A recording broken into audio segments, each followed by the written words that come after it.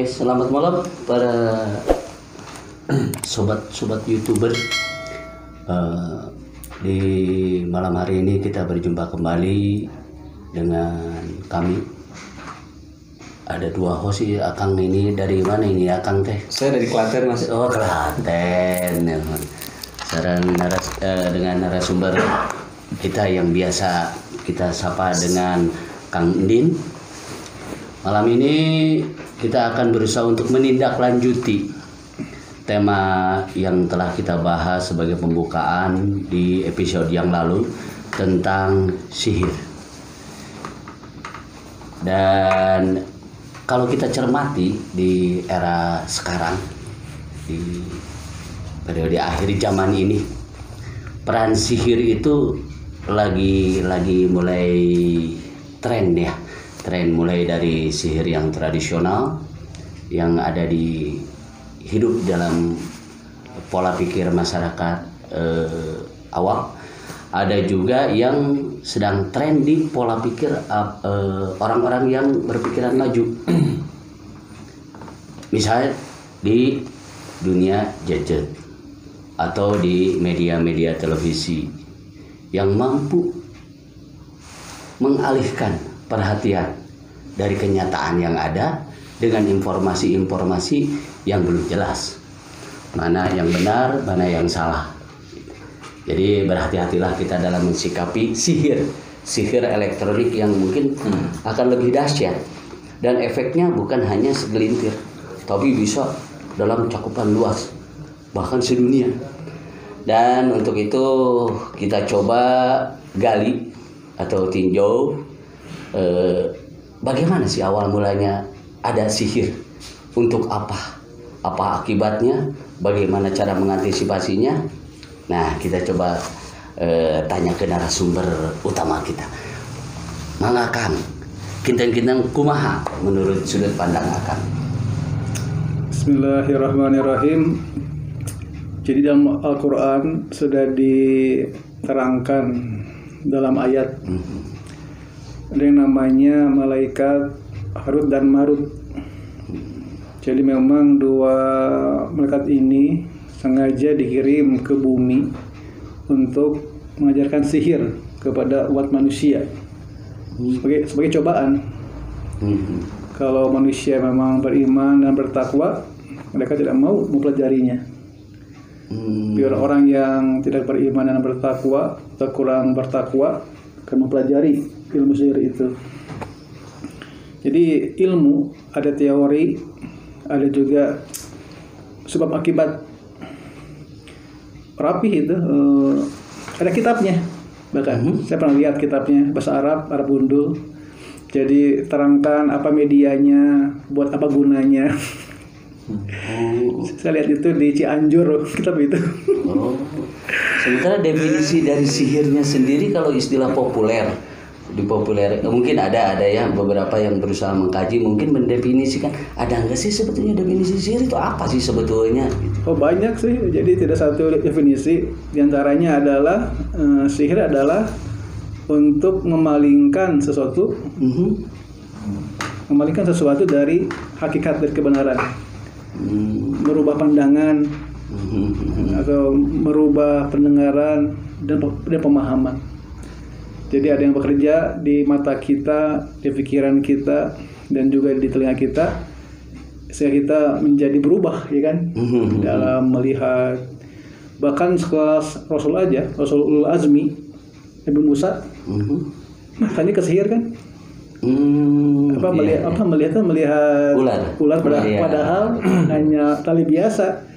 Tapi ini para dukun ini bisa menyihir semua orang yang melihatnya jadi ular. Bahkan Rasul Ulul Azmi aja, Nabi Musa, kena sihir juga. Kan takut dia kan? Takut. Lalu Allah Subhanahu wa ta'ala langsung berfirman, ya Musa jangan takut gitu kan. Ya kan, innaka antal a'la, engkau lebih unggul, engkau lebih kuat gitu kan.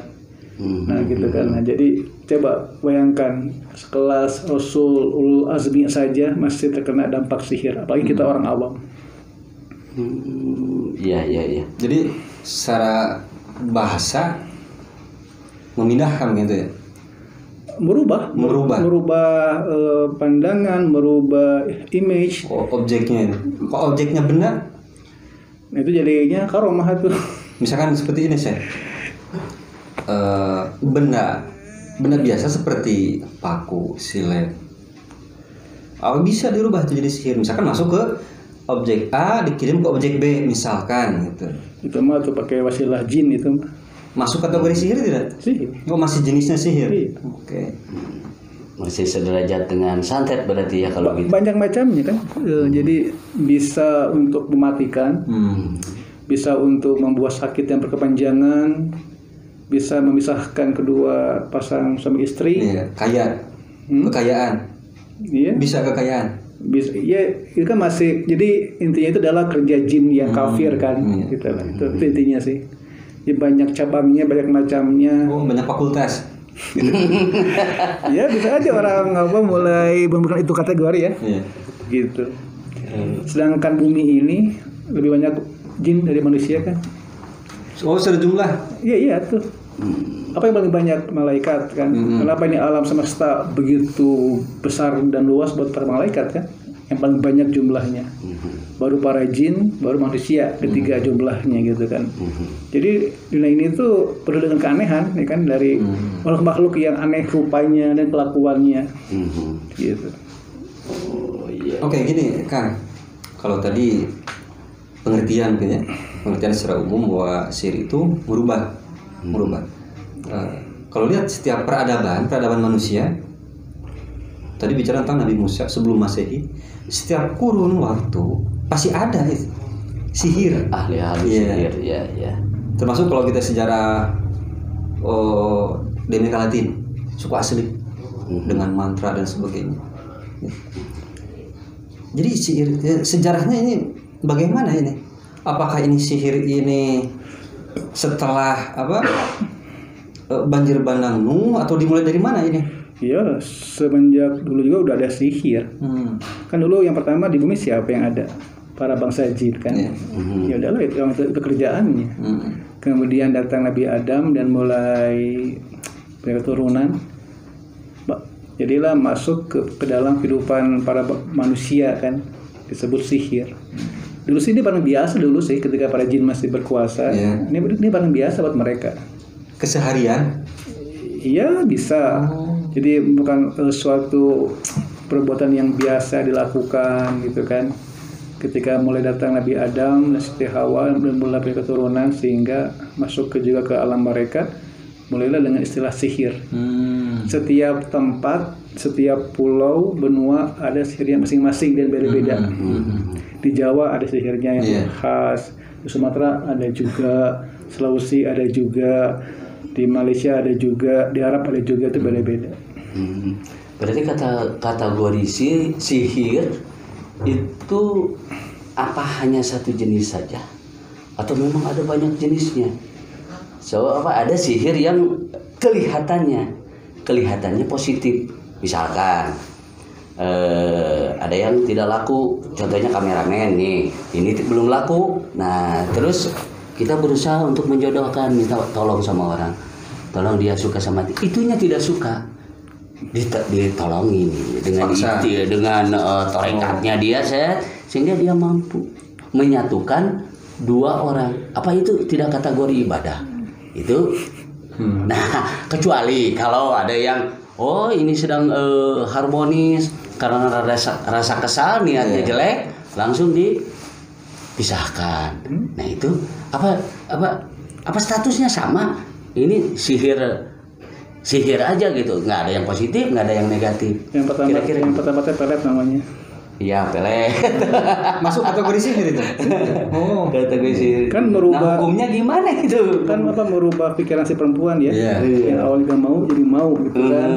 Mungkin yang awal liatnya kayak pengemis jadi kayak pangeran kan gitu kan. Jadi ada yang dirubah di mata dan di pikirannya. Seperti Mas Bro ini. Mungkin kita terkena sihir. Nah, itu ya bentuk kezaliman kan, karena dipaksakan gitu kan. Coba kalau itu ditiadakan tanpa kitanya sadar sebagai korban ya. Iya, zalim artinya. Tidak bisa Mas Bro. Tidak bisa. Tapi dalam hidup kan terkadang ada yang harus dipaksakan. Terjadi. So, kalau berdasarkan kerelaan hatinya agak lambat, dipercepat prosesnya, agak sedikit dipaksa gitu biar cepat tercapai tujuannya. Tapi entah hukumnya gimana gitu. Nanti terakhir. Hukum terakhir. Bukan ini dari dua tadi yang destruktif dan ini gitu. Kalau saya punya pendapat pribadi, haram atau? Tetap aja haram ya. Mau positif mau negatif. Walaupun tujuannya baik buat ikan baik kan ya. Iya. Tapi kan caranya salah. Kita kayak merampok uang di bank buat bangun pesantren, bagus tujuannya. Iya.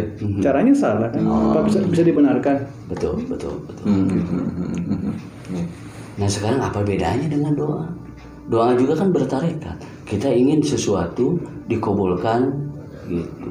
Tapi ini dengan caranya sendiri. Mungkin dia juga pakai doa mungkin ya doanya. Tapi entah ada kerjasama dengan dimensi lain atau karena kekuatan doanya sehingga dikabul sama Tuhan. Nah itu karena semuanya dibawa kepada Allah. Jadi ya dibolehkan. Karena kan hanya pada Allah gitu kan. Si ceweknya kan nggak mau kan. Karena dia doa sama Allah langsung, minta Allah yang berubah hatinya, itu dibolehkan. Karena langsung pada Allah memintanya. Kepada makhluk beda ceritanya gitu. Walaupun sama tujuannya. Iya. Itulah yang namanya kemusyrikan kan gitu loh.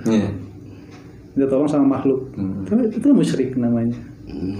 Ini kan barang lama, sihir ini barang lama kan. Kalau tadi cerita dari sebelum Masehi kan, setiap kurun waktu, setiap peradaban pasti ada